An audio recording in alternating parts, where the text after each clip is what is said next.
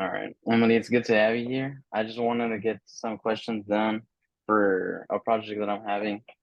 And my first question would be, what are your initial thoughts within the meat industry or nowadays around how lab produce, all the foods that are coming around, all the fake meats, how do you see that's affecting the meat industry and agriculture in general? I guess first want to say that, a lot of those fake meats or lab grown meats have been out there. And actually, we're starting to see that prove that people are understanding that it's not real meat, that it doesn't come, from a real source, that it's made in the lab. And so a lot of that data and things that we're seeing now is that they're actually rather have a steak from a cow versus the lab grown meat. And you can see, if you do some research, a lot of these fast food places that have taken on the Impossible Burger or these other type of lab grown products are not having it, their sales are down, and they're not doing what they hopefully intended to do. And that's really a win for agriculture because our voice is being heard. Now, does that mean that our voice doesn't need to continue? No, because agriculture still needs to, especially when it comes to the meat industry with labeling or with the lab grown produce and other things. I know myself, I don't know as much about the produce side as I do like the meat side and that's being grown in the labs. But I do know that we have to keep advocating. We have to keep educating consumers on where our products come from and what more natural can a steak be or a piece of chicken, right? Because those animals eat natural things that are grown from the earth to be able to produce the muscle, and the meat that we eat. So what is more natural, than that? And I think that I really believe agriculture will win out in the end because we have so many people who are advocates as well as are trying to educate.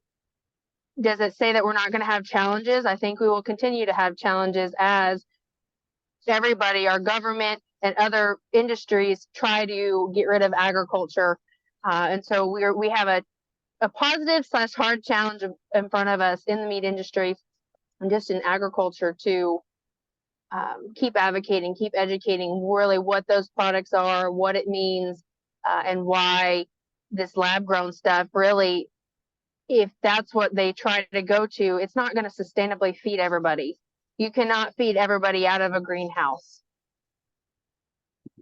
That's rounds up a lot that I would agree with too. And I have another question because I mean, there's those people who will go off what you said now that there's some that will tend to go against it due to an idea or a brand or just people who market in a way for people to get lured to follow what they have. And it's not something nice that I would say, but I mean, it's something that's come around and it's happening right now. And I've seen it, you've probably seen it in the agriculture industry, how these lab producers just came around. So, like, how would you spread some information around nowadays with how things are?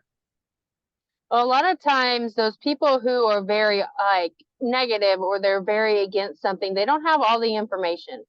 And so, if you start by trying to understand where their frame of mind comes from, and asking them questions. Okay, if you believe this, why? Where did this education, where did these thoughts come from?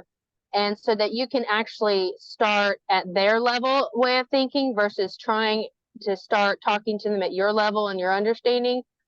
And a lot of times when I've done that personally, just by communicating in person or over the phone or on social media, I know especially on social media, a lot of people will be like, "Oh, I can't believe you believe that," and I'm like, "Okay, well, share with me why you have a problem with it. Like, what are your beliefs behind it? Where have you learned the information that you have from it?" And so I know for me is starting there with any form of getting that information out there, and then it is continuing to educate them. And I don't like to use educate when I'm talking to somebody because most people don't like to be told I'm going to educate you, but just guide them. I like to say I guide them towards the right information by sharing my experiences and actually just sharing the basic information of that. So, if we're talking about, the lab, with your first question, the lab grown produce or meats or just anything in agriculture, if you get them to understand from where they're at of how they do use products. For example, beef products, beef byproducts. Well, everybody uses them on a daily basis, whether it's your shampoo, whether it's a comb, whether it's the food that you eat, the meat, whether it's the football, you go to football practice and you're throwing a football around, right? So there's so many ways that you can connect somebody to agriculture and to certain products, certain animals. And if you can share that, whether you're in public, whether you're in a small setting, whether you're on social media, I think that's a good way to be able to get in and help these people understand what these mean, or what some of the different things like GMOs. Like if you break it down to the simple part of what it is, how it's actually helping you, and what farmers and ranchers are doing to be sustainable and help raise these animals to the best practices they can. I think that gets across to consumers and people a lot better.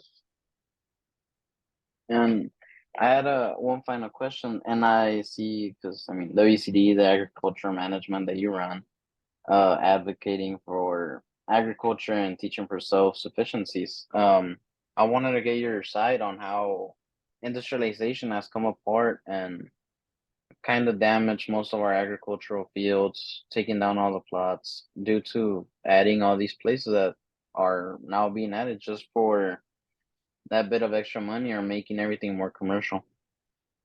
I definitely, for me, I try to get out of being the fearful and scared mindset, but that's really what it does bother me, what our future looks like in agriculture. But being an advocate and talking with people, I really try, start now, right, for our future, because we have to start now with anything you do. If you're a part of the ag industry and you want to help better the soil or help, the crops or the grass in certain areas or the trees, that takes a while, right? So we have to nurture it and start now for what we may want in 1 year, what we want in 2 years. And again, we're going to have to keep advocating and helping people to understand that when you take away the land that crops or animals are raised on to put a house, to put a building, that's going to be the last crop that land raises. And so many people, I like to say and tell people, a lot of people want to protect the environment. They want to help our wildlife and our animals, but then at the same time, they want to put a bunch of concrete down. They want to build all these buildings. They want to have these big businesses. And I'm like, you can't have both of those. Do you understand those are conflicting? And it's, all those things are connected in a full circle. And if you keep taking away that environment, that habitat, the clean air by building these buildings and these homes, then you're not going to actually be able to help our wildlife and help have a place for animals to live. For example, a lot of people think, cattle are bad. Well, if you want to save them and protect them, if you're still taking away all the land, even if you were able to protect some of them, where do you want to have them?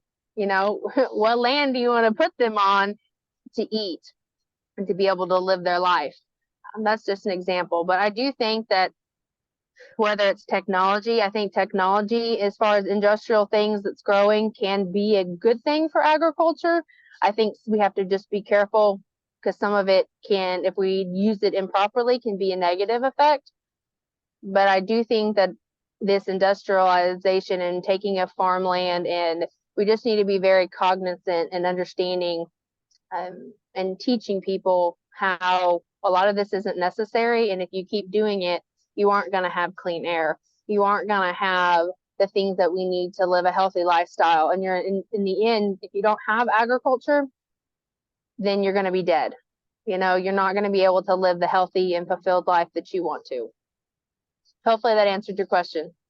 That's pretty good. Rounds up most of it, and I appreciate a lot, Emilee. I appreciate you taking your time, having to help me out, just to advocate for agriculture for all ranchers, farmers, all of our people who may deal with all these things that are coming around. And I appreciate it a lot. Thank you for your time. Yes, thank you for having me.